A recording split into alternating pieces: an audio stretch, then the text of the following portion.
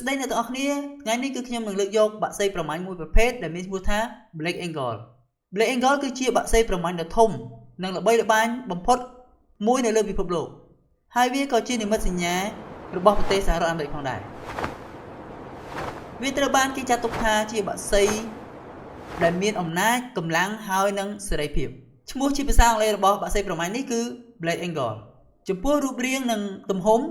Black Angle គឺមានរាងធំខ្លាំងនិងមើលទៅហាក់បីដូចជាអស្ចារ្យខ្លាំងណាស់វាមានក្បាលពណ៌សខ្លួនពណ៌ត្នោតខ្មៅចំពុះពណ៌លឿងធំនិងមុតនៃរបស់វាពណ៌លឿងហើយក្រញាំរបស់វាគឺមានភាពមុតស្រួចខ្លាំងគឺសម្រាប់ប្រមាញ់សត្វតូចៗធ្វើជាអាហារចំពោះទំហំខ្លួនរបស់វាគឺមានប្រវែង70ទៅ102សង់ទីម៉ែត្រស្លាបបើកធំពី 1.8 ទៅដល់ 2.4 ម៉ែត្រទម្ងន់របស់វាគឺមានចាប់ពី3ទៅដល់ 6.5 គីឡូក្រាមហើយចំពោះសត្វបាក់សីប្រមាញ់ប្រភេទនេះញីគឺធំជាងឈ្មោលចំពោះសមត្ថភាពហោះហើររបស់បាក់សីប្រមាញ់ Black Angle គឺអាចហោះហើរបានខ្ពស់និងលឿនខ្លាំងល្បឿនរបស់វាគឺជាធម្មតាគឺ50ទៅដល់65គីឡូម៉ែត្រក្នុង1ម៉ោងហើយនៅពេលដែលវាចុះចាប់សត្វអាចលើសពី120គីឡូម៉ែត្រក្នុង1ម៉ោងចំពោះសមត្ថភាពពិសេសរបស់ Black Angle គឺមើលឃើញច្បាស់ខ្លាំងជាងមនុស្សប្រហែលពី4ទៅ5ដងអាចឃើញត្រីពីលើមេឃខ្ពស់ជាពិសេសនោះគឺវាអាចប្រើខ្យល់ឡើងភ្នំដើម្បីហោះដោយមិនចំណាយថាមពលច្រើនចំពោះអាហារដែលសំខាន់សម្រាប់បាក់សីប្រមាញ់ប្រភេទនេះគឺមានដូចជាត្រីទាទន្សាយសត្វតូចពេលខ្លះវាក៏អាចស៊ីសត្វដែលងាប់រួចហើយដែរវាចូលចិត្តរស់នៅក្បែរទឹកព្រោះត្រីជាអាហារសំខាន់បំផុតសម្រាប់វាចំពោះវិធីប្រមាញ់ Black Angle គឺមានវិធីក្នុងការប្រមាញ់យ៉ាងវៃឆ្លាតបំផុតដូចជាការប្រមាញ់ត្រីហោះជុំវិញលើទឹកប្រើភ្នែកស្វែងរកត្រីចុះយ៉ាងលឿនប្រើក្រញាំចាប់ត្រីហោះឡើងវិញភ្លាមក្រញាំរបស់វាមានកម្លាំងខ្លាំងណាស់អាចចាប់ត្រីធំបានយ៉ាងងាយស្រួលចំពោះកន្លែងដែលវារស់នៅគឺវាចូលចិត្តសាងសង់សម្បុកនៅលើដើមឈើធំខ្លះសង់នៅលើភ្នំឬច្រាំងថ្មសម្បុករបស់វាគឺធំណាស់វាអាចមានទម្ងន់រហូតដល់1តោនជាងឯណោះ Black Angle គឺជាបាក់សីប្រមាញ់មួយប្រភេទដែលវាស្មោះស្ម័គ្រជាមួយនឹងដៃគូរបស់វាយូរអង្វែង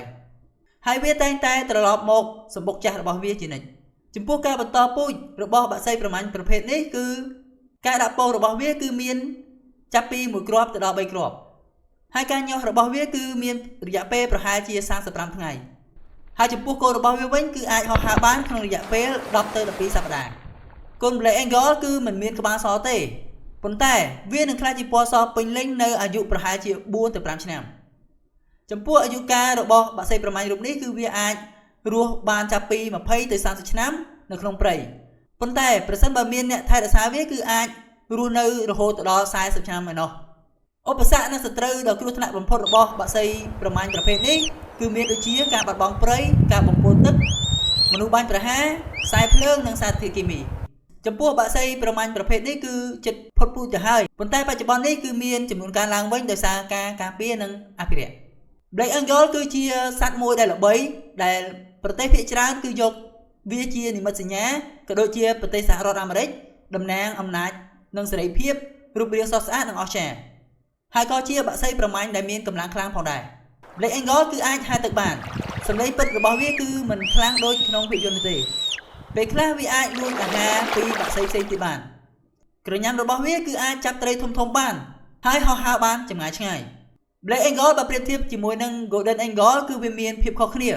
ចំពោះ Black Angle គឺជាបាក់សីប្រមាញ់ដែលមានចំណាត់ថ្នាក់លេខ2បន្ទាប់ពី Golden Angle Black Angle គឺជាបាក់សីប្រមាញ់ដ៏អស្ចារ្យដែលមានទាំងកម្លាំងភាពឆ្លាតវៃនិងសមត្ថភាពហោះហើរយ៉ាងខ្លាំងហើយវាក៏ជាប្រភេទសត្វដែលមានមនុស្សជាច្រើនស្រឡាញ់និងគោរពទូទាំងពិភពលោកផងដែរ Please subscribe my YouTube channel.